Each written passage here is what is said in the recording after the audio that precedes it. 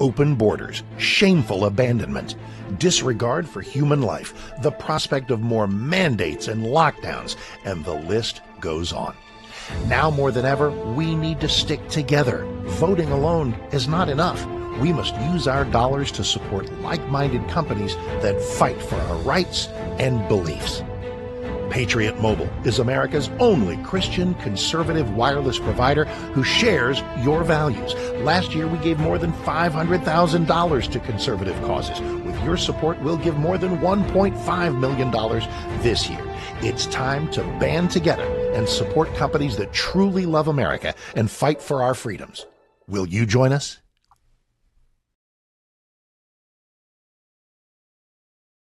Is Kentucky's Voice Radio, covering the latest state and local issues with Tom Fallbush, Bob Scott, and Jim Waters.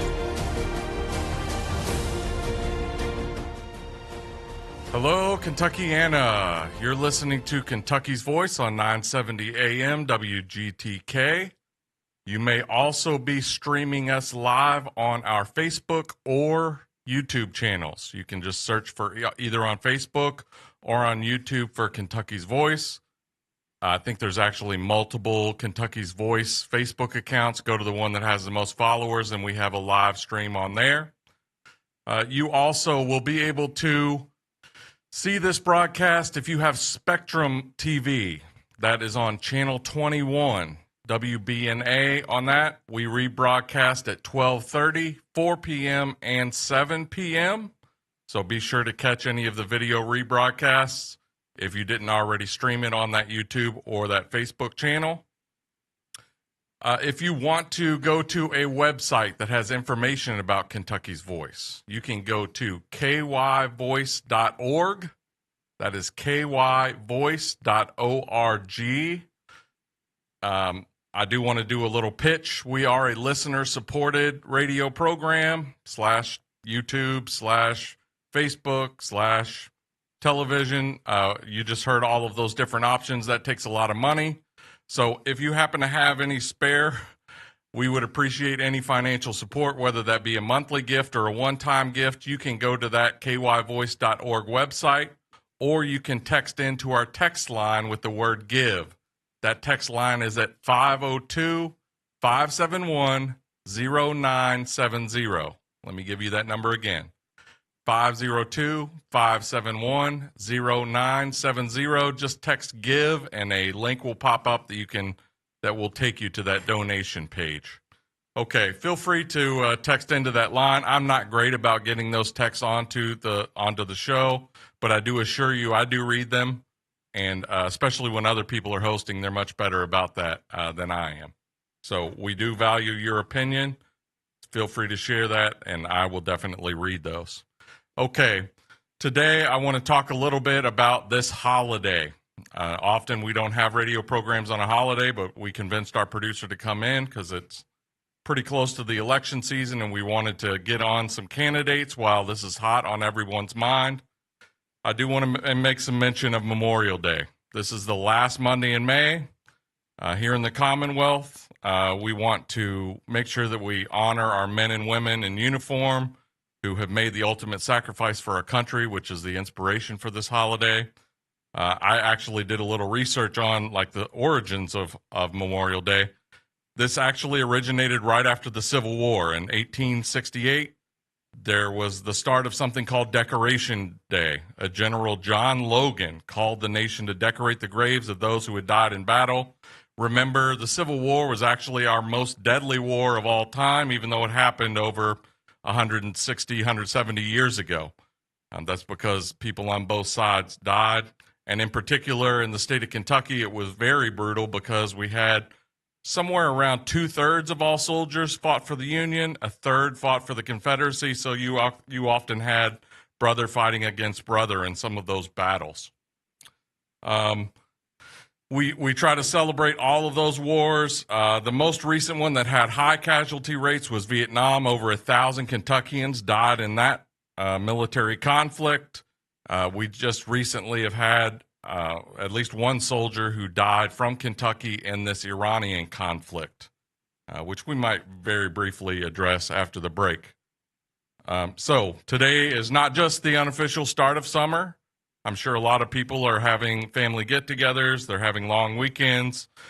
We want to make sure that people see this as a day of solemn remembrance, however. You'll see all these American flags. I think generally the custom is to have them at half-mast until noon.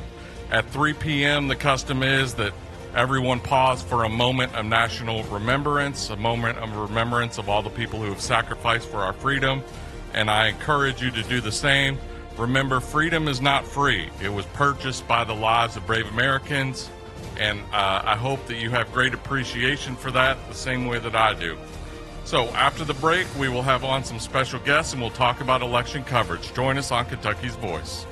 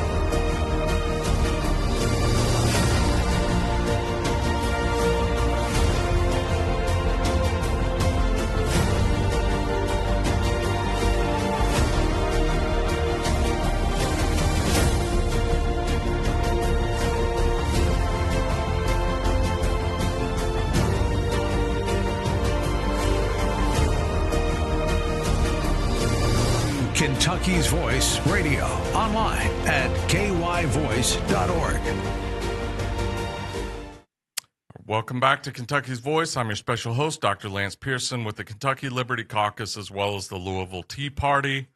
You are listening to our program probably on 970 AM. Again, for the people that only see this on the TV broadcast, I want to reiterate, we have a YouTube and a Facebook channel. Search for Kentucky's Voice, and you can find a live stream as well as archive video on YouTube.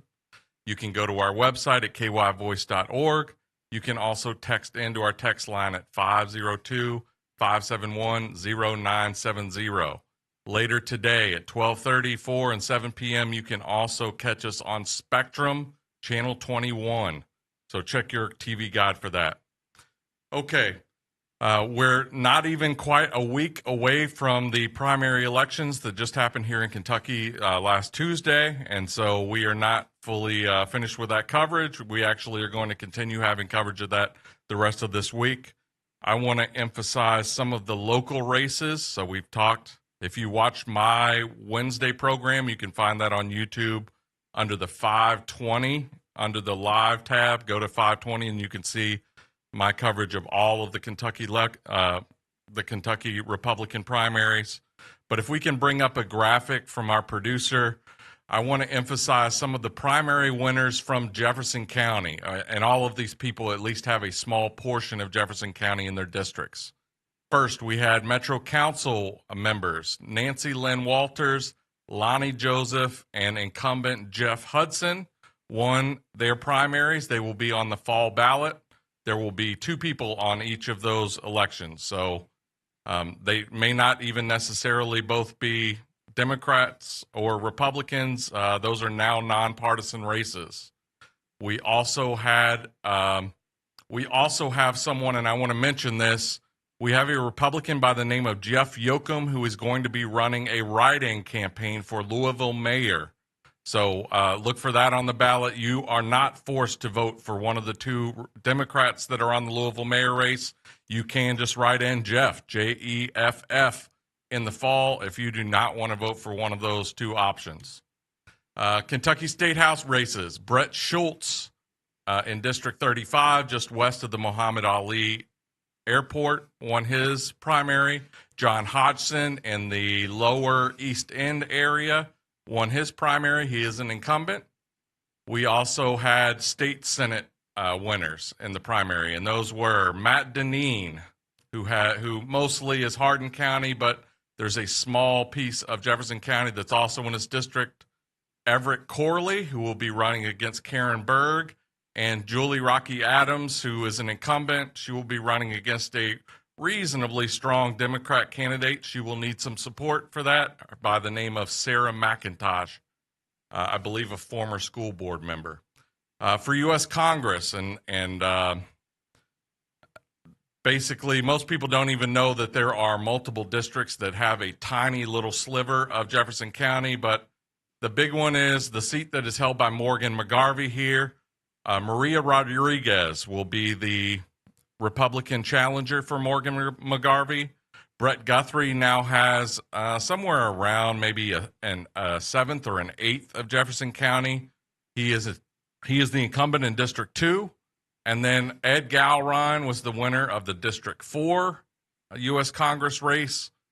They tell me that there's like one neighborhood in Jefferson County that is in that district. So if you live in that neighborhood, he may be an option on your ballot. And then finally, the U.S. Senate race between Cory Booker, who is from Louisville and is also an avowed socialist, who will be running against the Republican nominee, who is Andy Barr. All right, I do want to give a shout out also to the people who did not have a primary but will be in a hotly contested general election. So these people got through the primaries with no Republican challengers, but they will have, in many cases, very tough elections in the fall, and they will need your help. Let me give a shout out to some of those. Kentucky Senate 6, this is Lindsay Titchener. Mostly like Indian Hills, Prospect in Jefferson County, plus all of Oldham and all of Trimble County. She has a relatively strong Democrat challenger, and she will need support. Jared Ballman in the Valley Station, Southern Shively area. Chris Lewis, Susan Witten. Susan Witten will have a highly contested race in her race as well, so she will need some support. Jason Nemes, Victoria Ligon. Kerry McKeon will be challenging an incumbent Democrat, as will Brad Wooldridge. Ken Fleming is in House 48. He also will have a Democrat challenger. That usually is a purple district, so he can use some support. And then finally, Metro Council members Anthony Piagentini, Dan Siam, and Kat Timmerman will be challenging an incumbent in her race. So be sure to reach out to all of those people and volunteer for those campaigns, especially the ones I highlighted. If I can recall, Lindsay Titchener, Susan Witten, Kerry McKeon, Brad Wooldridge, Ken Fleming. I think those could be very competitive races, and so we need to rally around those candidates and make sure that they're well-funded and they have extensive volunteers that can help out with their campaign. Okay. The rest of the show, we're going to be focusing in on some races that don't get nearly the amount of publicity statewide that they probably do, but these are actually races for the most powerful position, the most important position, I would argue, within local governments. So this is for judge executive. It's essentially like the governor of a county. Now, and this is roughly the equivalent for Jefferson County of the Louisville mayor. Now, Jefferson County actually does have a judge executive, but since they merged the city and the county, it's just a pro forma, it's just for show. I don't actually think they even get a salary in Jefferson County. But for the other 119 counties, this is, I don't even think there's a question. This is the most important and most powerful county level position, and it's called judge executive. So the two gentlemen that we will have on have won their primaries. That is Rob Houchins, who is from Oldham County, as well as Paul Reister, who is from Callaway County, which is in western Kentucky, just past the land between the lakes, just past Kentucky Lake and Lake Barkley. It's where Murray State University is located. So we will have him on in the second part of the show. We will have Rob on in just a moment. And so I do want to talk about these races generally. There was essentially a tidal wave of replacements of incumbents at that judge executive level. We will touch on a few themes as we bring both of these gentlemen on what could have been behind that. But I believe 18 sitting judge executives, 2 from the Democratic Party, 16 from the Republican Party, lost their reelection bids. there were also 4 open seats, and so 4 other people that aren't even part of that 18 also were losing their seats. And in many cases, these were not races. These were not competitive races. In Bell County, for example, the incumbent lost 68% to 32. In Adair County, there were 3 candidates, and the incumbent lost with half of the other 2, and he finished in 3rd. Just singling out a couple of these, Paul actually won by, I think, what do we got? 22 points.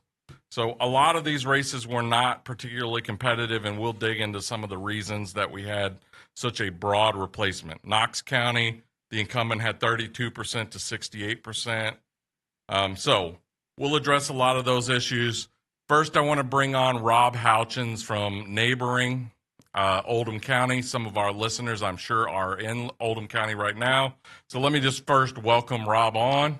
It's great to have you. I appreciate it. Thanks for having me. All right. Let's go ahead and hop into it. We're going to have Rob on for at least 2 segments, so we'll be able to dig into a lot of these topics. I know this race extremely well because I actually was a voter in this primary election. This is one of those races that actually was an open seat, although it was very similar to a run against an incumbent. So the longtime judge executive by the name of David Vogel stepped down. It turns out that his brother-in-law was one of the candidates that decided to run again. His brother-in-law was the current mayor of LaGrange, and he was also previously a judge executive. In fact, in the early voting period, Oldham County residents had the option of voting at one of 2 locations, and one of those 2 locations was called the John Black Center, named after that candidate who was in the ballot. That's something we want to address possibly next cycle.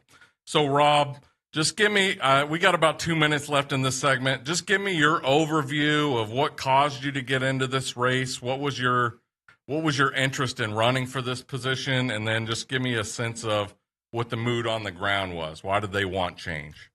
Okay, well, I think getting involved is, I've considered being in politics for quite some time, just waiting for the right moment. Then when the big impetus that happened in our county is they tried to put a data center in a agricultural zoned land. So the problem was it was in the wrong place, at least. We didn't have regulations for it. And then I actually personally paid the money and filed the appeal they were accepting it as the wrong kind of issue. And so they were putting in the wrong designation because we didn't really have something. So they were trying to call it a private utility. When I got up and spoke, and we had a 4-hour Board of Adjustments meeting and hearing that appeal, and in that afterwards, literally, I can't tell you how many people said, wow, that was amazing. You really stood up for us. Would you consider running for office? And Judge Executive was actually thrown out there very quickly.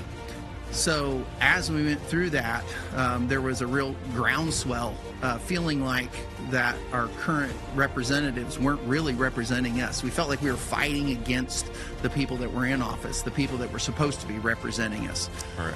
So that was really the part that got this launched. Yeah. All right. Join us after the break. We're going to hear a lot more from Rob. He's going to be on the entire next segment, maybe a little bit of the next. You're listening to Kentucky's Voice.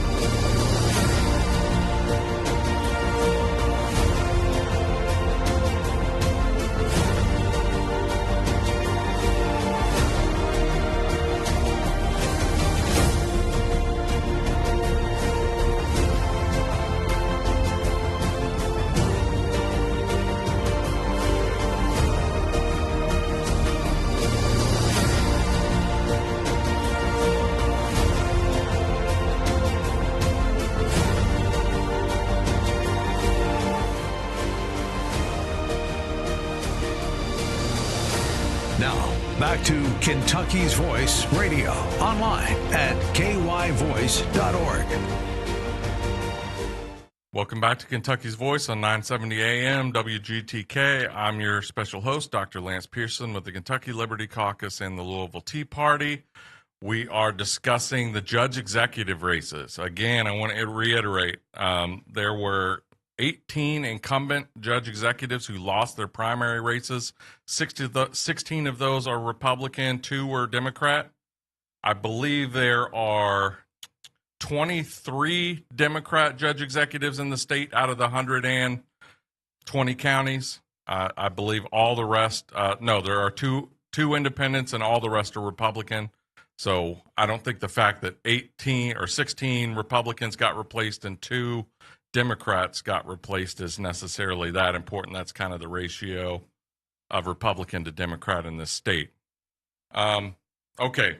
In our last segment, we started our introduction of Rob Houchins, who was the winner of the Republican primary for judge executive of neighboring Oldham County, where I also live, just in the edge of Oldham County. And he started talking about data centers.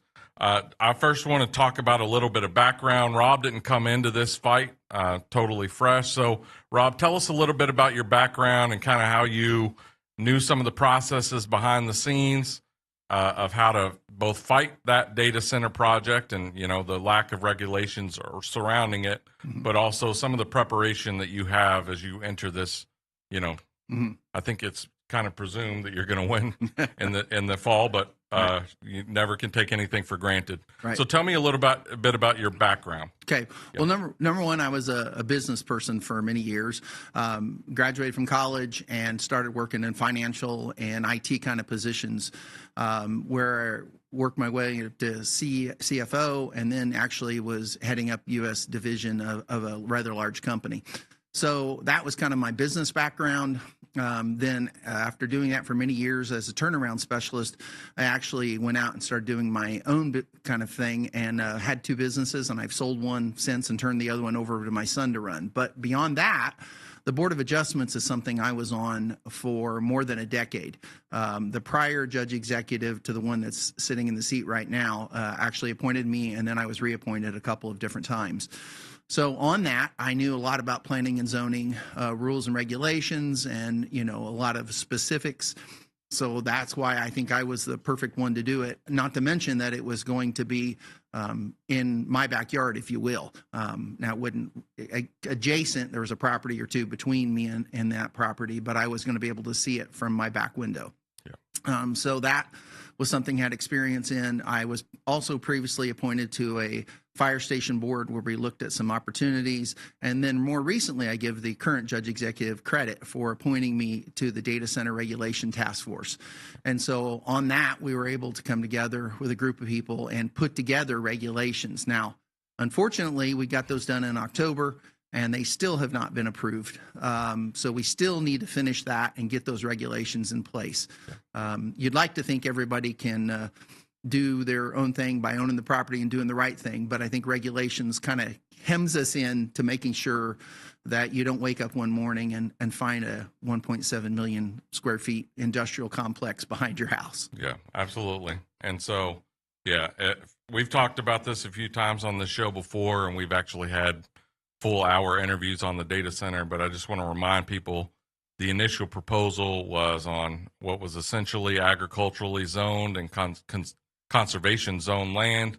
$6 billion was the amount of investment, 8 gigantic warehouses that kind of dwarf a couple of Costco's together. Right. And so huge land usage, a lot of noise disturbance you would expect, and just a massive use of electrical power and need to upgrade the electrical infrastructure to the point that it seemed quite likely that electrical rates for residential and small businesses were likely to increase as a result of this.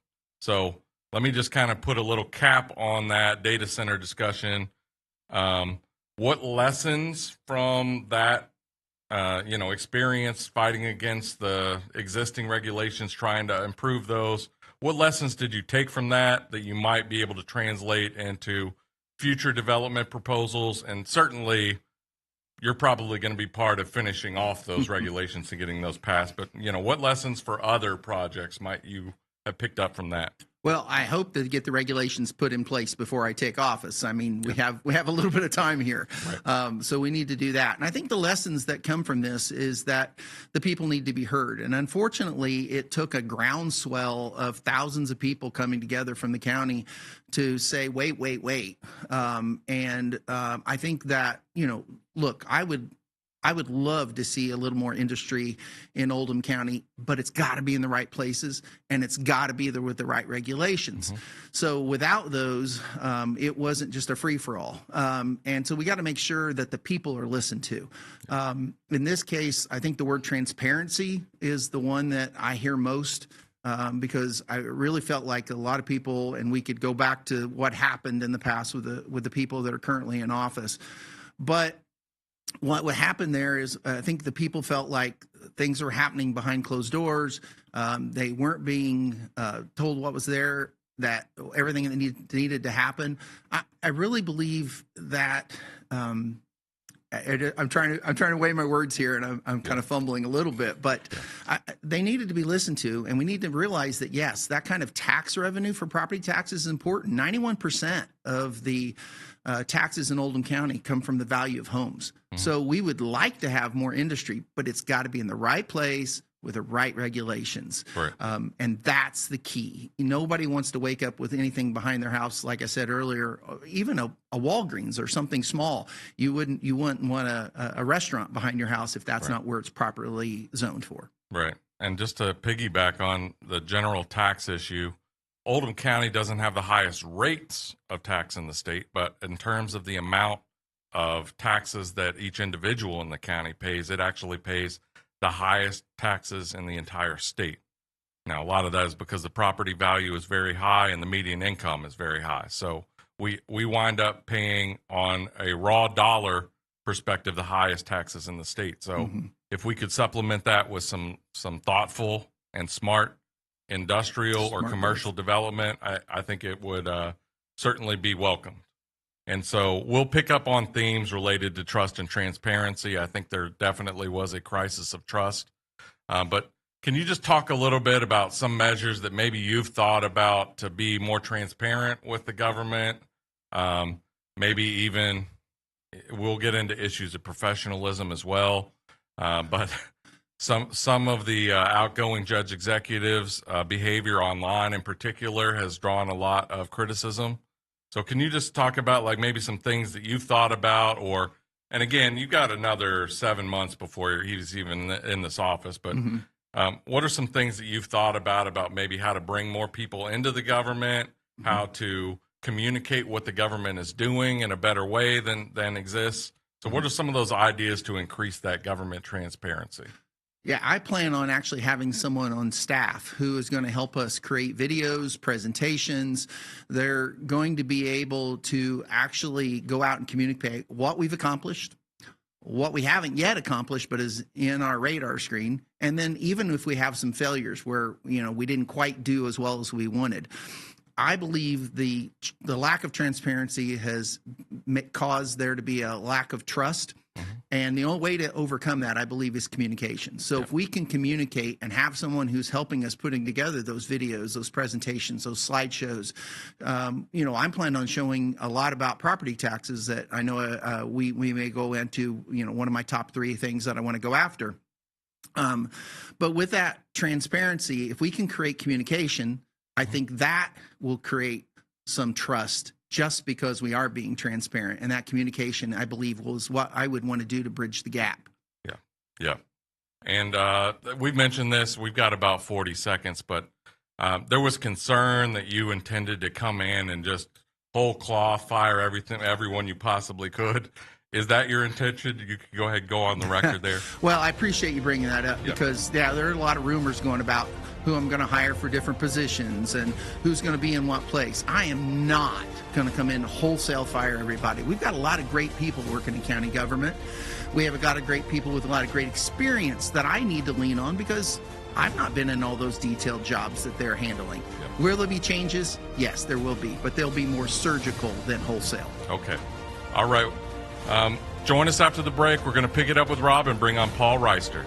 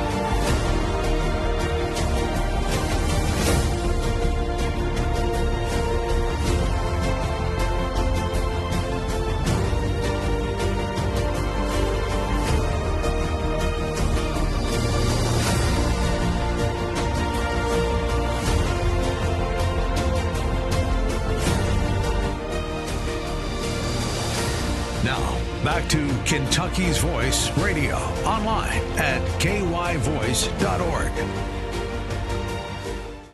Welcome back to Kentucky's Voice. I'm your special host, Dr. Lance Pearson, with the Louisville Tea Party, as well as the Kentucky Liberty Caucus.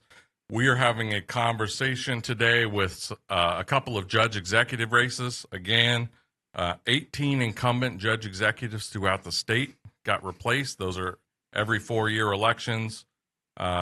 There also were four that I know of races where the person resigned that was currently the judge executive. So like 22 new judge executives are on the way, whether they be of the same party or a different party. You've been listening to Rob Houchins, and we'll finish up our conversation with Rob. He's probably going to hang around as we transition to Paul.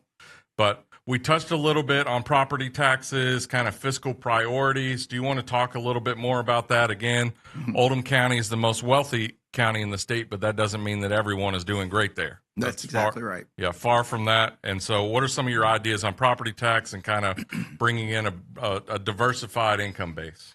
Yeah, when you look at what the Kentucky State Constitution says, the property value administrator has to go through and they have to increase values to reflect what those market rates are. And I've actually gone back to a couple of realtors and to looking at some of the numbers. We've seen property values in Oldham County go up by around 30%. Other places actually have it higher.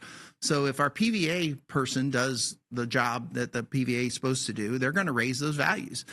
What we've seen in the past is that in Oldham County, they have actually increased or even kept the same rate as we go forward.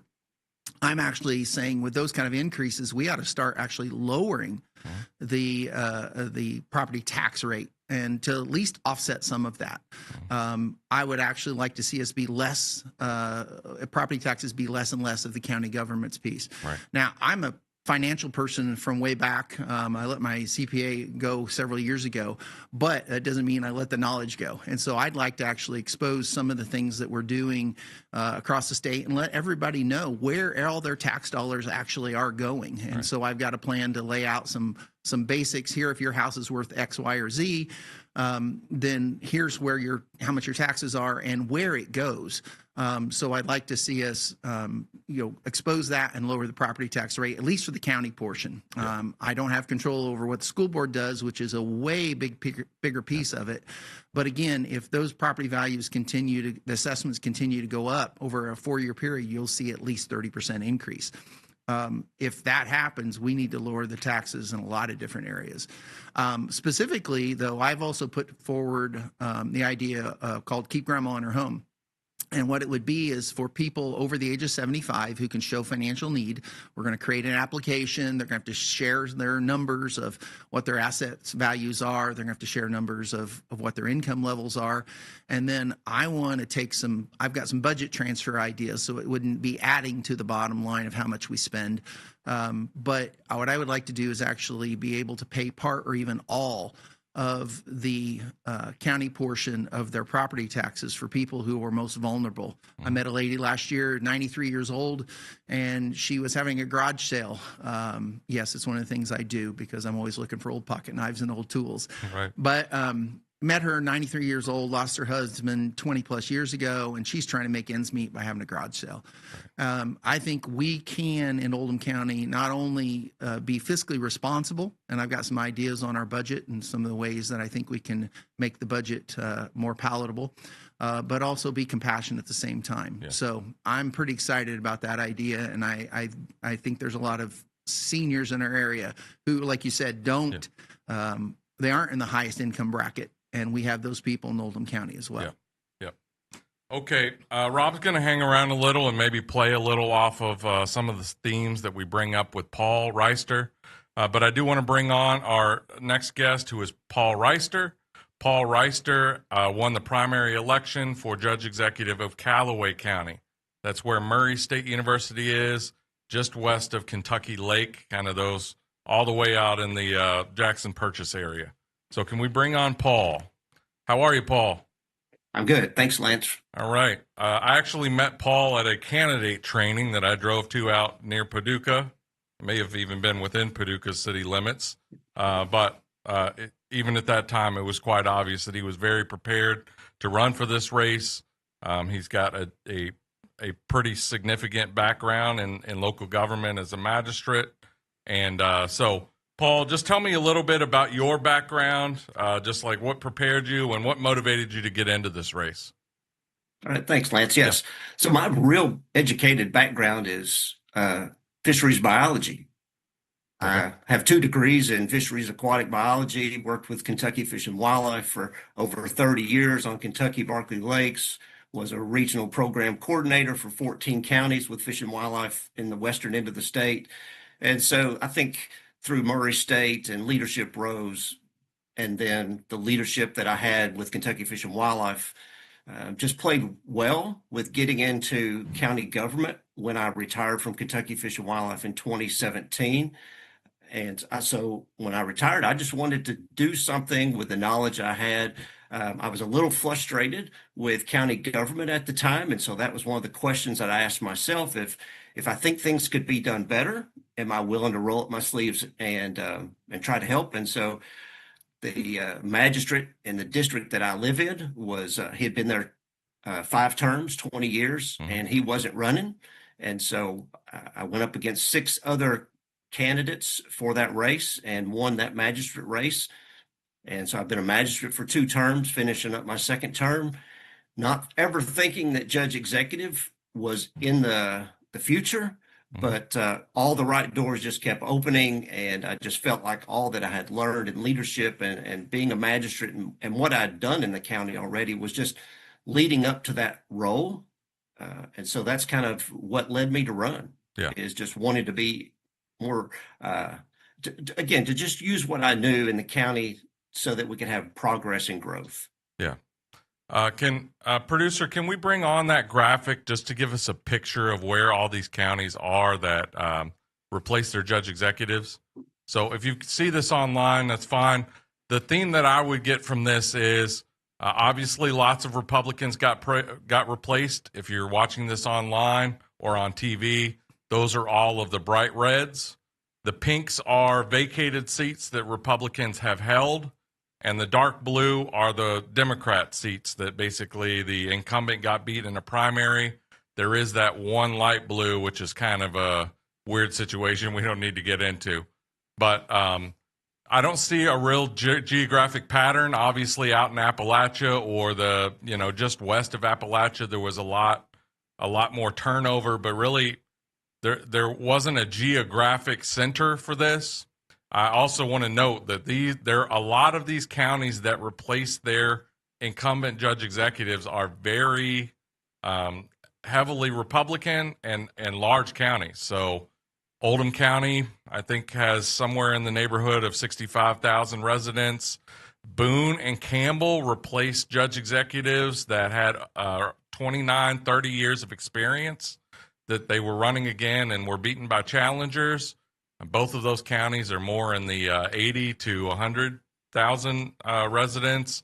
Laurel County, which is where London is there in Southeast, that's actually one of the most heavily Republican cities and counties in the state. Henderson County, Owensboro area. So a lot of these very prominent counties decided to go a different way and ultimately vote out longtime incumbents. Okay, and so one of the themes that we touched on with Rob and was basically a loss of trust and not feeling there wasn't transparency in their local government. Did you see that in your election? Do you think that was one of the reasons that they decided to move on from a longtime incumbent to you? Yes, Lance, I do. From the day one when I was magistrate, again, going back to some of my frustration about how county government was working, is it just wasn't transparent. It seemed like decisions happened behind closed doors, and people just didn't understand how their county government worked. With one of the big questions that Rob mentioned was, where's my tax dollars going? Right. And so when I came in from day one was to start learning and then trying to educate. And throughout my 7.5 years of magistrate, I ran a very active Facebook page for my magistrate position of just learning and then trying to educate the public. I'm big on spreadsheets and graphs and that comes from my math background with Fish and Wildlife. And so I just used that to my advantage to try to educate people. And one of the first things I did was answer that, where's my tax dollars going? And I followed $1 tax dollar through the sheriff's office and how it dispersed across county government, road department, jail. And so just trying to educate people because they wanted to know that. Again, they didn't feel like government was very transparent. Yeah, absolutely. Now, as I look through basically some of the material, some of the news coverage of this race, it seems like a lot of the talking points that were involved in this race related to infrastructure. There's a ton of waterways in your district. There's lots of miles of road that haven't been paved.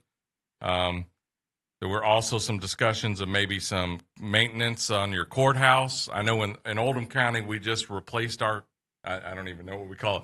We rotated our courthouse 90 degrees around, expanded it, and now it's a giant palace with a massive amount of spending related to that. So just talk about some of those infrastructure issues that, you're going to be ultimately supervising a lot of that work, and what promises and or suggestions do you have? Because I don't want to give the impression that the judge executive is able to fix all the problems in infrastructure in a given county.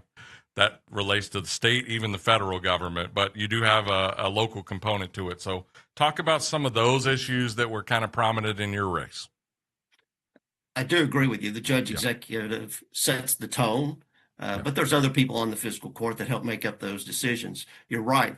Callaway County has a lot of infrastructure needs based on because of deferred maintenance. We have in the state of Kentucky, 120 counties, we have the 5th most road miles. We're 7th in the total number of bridges that we maintain. And so those are huge things that we have to get out in front of. And the other is our 113-year-old courthouse, which has not seen a lot of maintenance in many years. And so those are the infrastructure issues that need to be addressed. Yep, absolutely. Now, I'm sure you also are having issues with economic development. I know in McCracken County, not too far, Paducah, there's some talk about expansion of a nuclear project up there. So what are some of your ideas? Well, we actually only have 25 seconds, but let me just introduce the question. We'll pick it up after the break. What are some of the issues that you see are affecting your local economy, and maybe what are some things that you think you can do to handle that? We'll get that answer on the other side of the break in about 10 seconds. You're listening to Kentucky's Voice. I want to suggest everyone go to YouTube, find the Kentucky's Voice channel, like and subscribe it so that you get updated with all this material. Join us after the break.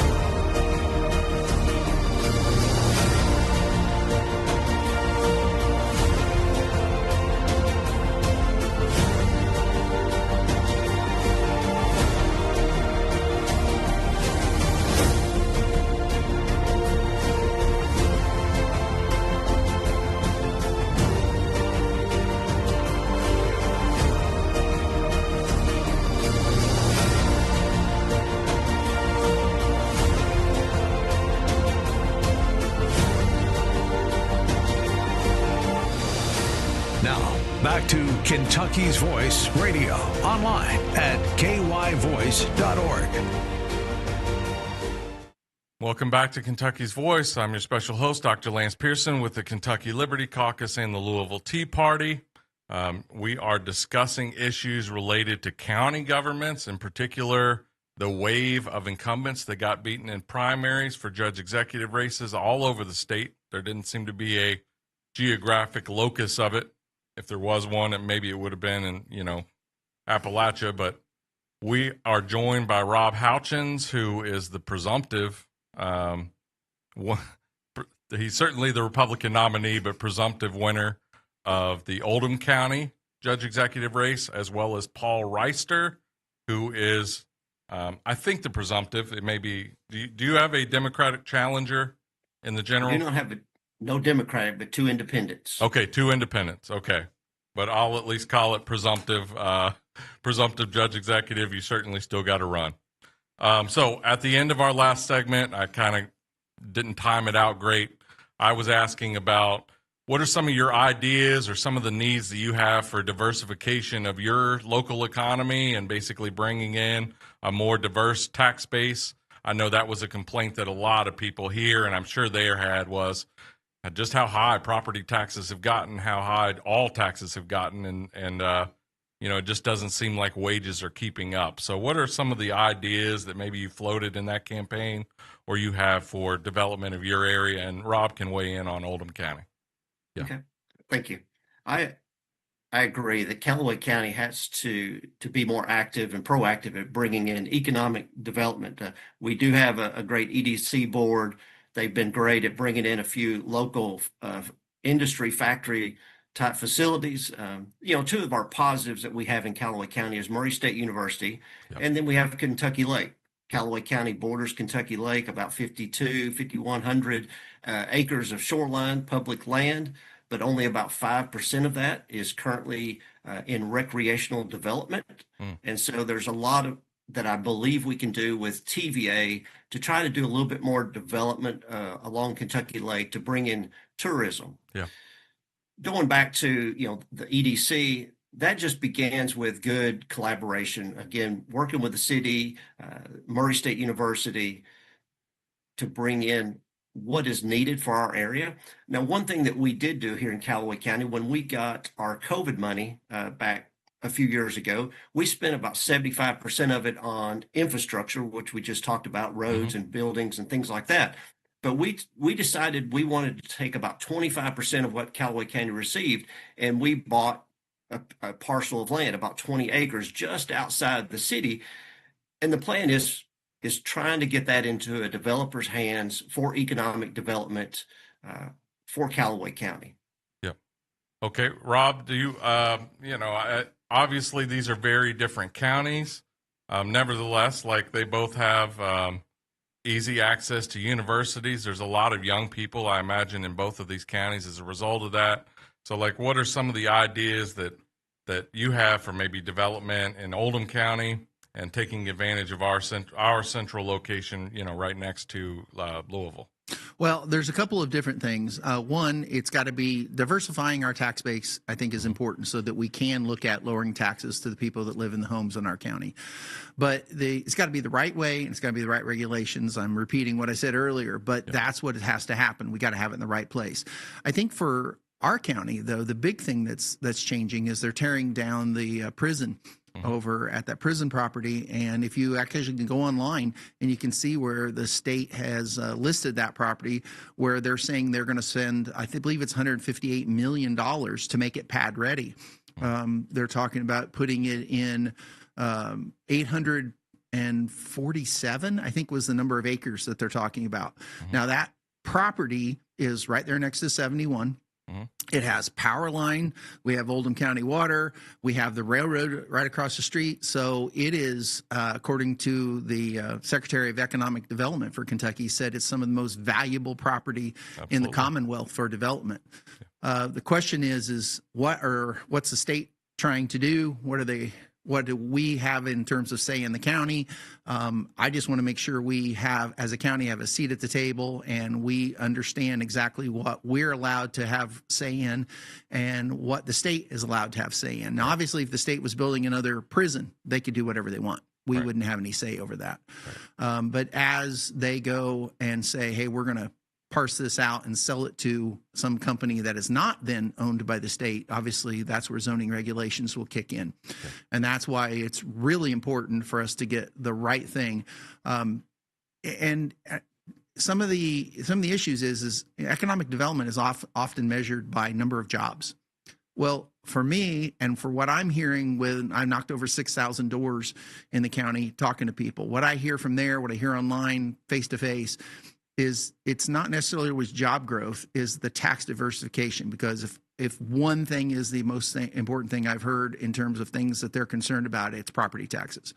So that's why tax base is more important to me than necessarily jobs. It's not like we want to put an auto plant there, which was actually a proposal called Project Rover that we're talking about, which should have brought in thousands of jobs into the area. So it's tax base. Yep, absolutely. So if you want to add anything onto that, Paul, and certainly there is significant tourism related to Oldham County, but, with that Kentucky Lake there, I can imagine how much development, how much development potential there is there, increasing that tax base. And then also Rob, and one of the themes that he had was some ideas that he had for increasing transparency with the government, like, do you have any ideas on how you plan to basically get the fiscal court, all the different parts of the government working together and communicating with the public so that they understand what they're doing and what their taxpayer money is being used for? Yes, Lance. So very early on, if I'm elected, is coming up with a 4-year plan. That's the length of our term, 4 years. And so that would be working with department heads and creating this plan and then selling that vision to the staff and the employees, but also taking that plan out to the community. Now, some people don't like public forums. I did many when I was with Fish and Wildlife, but that's where you get to go and listen. And yes, you're going to have those rotten tomatoes thrown at you, so to say, but you can listen And then you can tell, and you have a captive audience. You can hear what they want to tell you, but you can also tell them what they need to hear, because sometimes they just don't understand all the legal implications of why can't government do this or that. Yeah. And so it's getting out to the public and just being visible and having a conversation. Yeah, I couldn't agree more. We had a theme this, especially in the federal elections in the state, of people avoiding debates and avoiding public forums because they didn't want to let people know basically what their thoughts were on issues in fear that they might say something silly and maybe hurt their chances. I want to dissuade people from taking that approach. Get out, meet the people, hear from the public what they care about, and especially at these county level, there's so much that people don't understand about how county government relates to the state government, relates to the federal government, who's responsible for what, and what things that they can expect from their local county government. Did you have any thoughts on that, just in general? I know Rob made himself available. He said he knocked 6,000 doors. But again, I'll just bring this up so Rob doesn't have to. Our outgoing judge executive made it a habit of getting onto Facebook and basically attacking various people, including Rob, by the way, because he didn't think he was sufficiently Oldham Countyan enough, I believe, was more or less the theme of a lot of that. And so can you just talk a little bit, both of you really, but just the level of professionalism that you hope to bring to this office, and maybe ways that you can communicate with that public while also maintaining that professionalism and level of service that people expect from their government. So let's start with Rob on that. Okay, go ahead. Yes.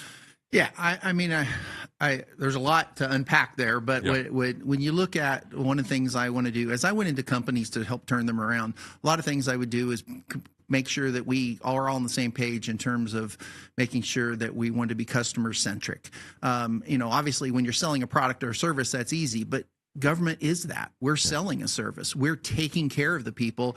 The deal is, though, we get to have money come in that people are forced to pay. Yeah. So that to me means that we should have a higher level of responsibility, not a lower level of responsibility. Yeah. So, I mean, I think that is the kind of thing why when I bring up training, it isn't because I believe there's any one department that's doing a horrible job. If that was the case, we would all be able to point at it and say that's it. It's just making sure we're all getting on the same page of what our priority is, and that's the people of the county. Yeah. And in terms of that communication, it is something that I've gotten out there on. I've already had amazing number of people just in the last 6 days after the primary come and say, hey, here's an idea, here's something that I'd like to do. And so I'm excited about the kind of things that we're going to be able to put together and the ways we're going to be able to communicate. And as your other guest here said, there will be rotten tomatoes thrown. And I understand that, but we're going to also educate on things like, how does the Planning Commission work? What are they required to do by law? What does a ministerial approval mean? What with the regulations we have in place, those are things where people I don't think always know what those things mean. So we're going to educate about what that means and show that how important the regulations are. Yeah. All right. And Paul, just coming back to you, did you have any thoughts on ways to basically raise the professionalism, the amount of engagement that you're able to have with those, with your constituents? How do you basically improve the customer service that you're providing as now going to be the judge executive of your county? I didn't create this leadership model, but I use it, is the inverted pyramid, where at the bottom of the pyramid is the judge executive, and he supports through listening to his staff and providing them the tools that they need and the training. And training is important that they need to service the public. And so at this inverted pyramid is the public is at the top. And so Rob is right. It's all about service. Yeah. People want good customer service, and it's just like going to a restaurant. Yeah. People want what they get their money for. Yep. All right. And I want to emphasize kind of the theme there. I'm in favor of constitutionally limited in particular government, but what government services that we provide, we want to do an excellent job of that as Republicans. And so when I hear people talk about smaller government, I want to also hear them talk about more efficient government. I think both of these gentlemen did. Okay, we're coming to the end of our show. I just want to thank all of our listeners. Engage in your local politics. Be sure to vote in the fall elections, because there are a lot of other races even beyond these judge executives that we need to win and bring conservative leadership. And so thank you. You've been listening to Kentucky's Voice. I'm your host, Dr. Lance Pearson.